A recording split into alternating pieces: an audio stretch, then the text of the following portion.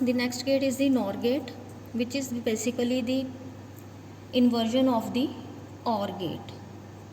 The output of this gate is y is equals to a plus b whole bar. Now come on the gate. Here 7402 indicates the NOR gate with two inputs.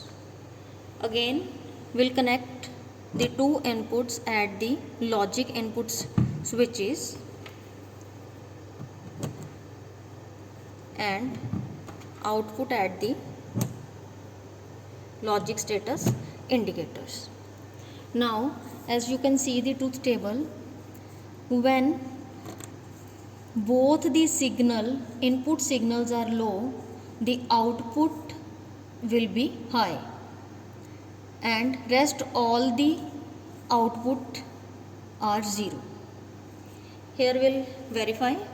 When both the input signals will be 0 0 or low, the output of the NOR gate is high, and when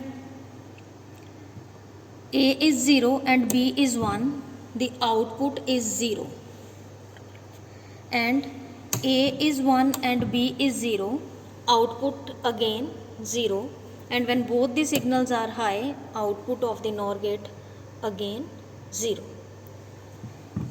Now come to the XOR gate.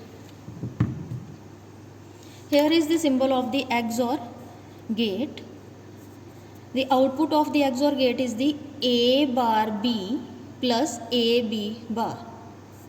The truth table of the XOR gate is when both the signals are same in the sense when both the signals are low or both the signals are high, output will be low, and when one of the signal is high or low, the output will be high. Now we'll perform this experiment on the digital IC trainer kit. Here we have the 7486, which indicates the two input XOR gate. Again it has two inputs which will connect at the logic input switches. First, and the next is at logic input switch 2, and the output is again connected at the logic status indicators. Now as I have already said, when both signals are high or both signals are low, the output of the XOR gate is the low. When both signals are low, the output is low. When both signals are high, the output is low. Now when A is 1 and B is 0, the output is 1, and when A is 0 and B is 1, the output is 1.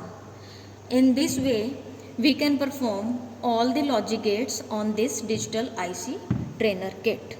Thank you.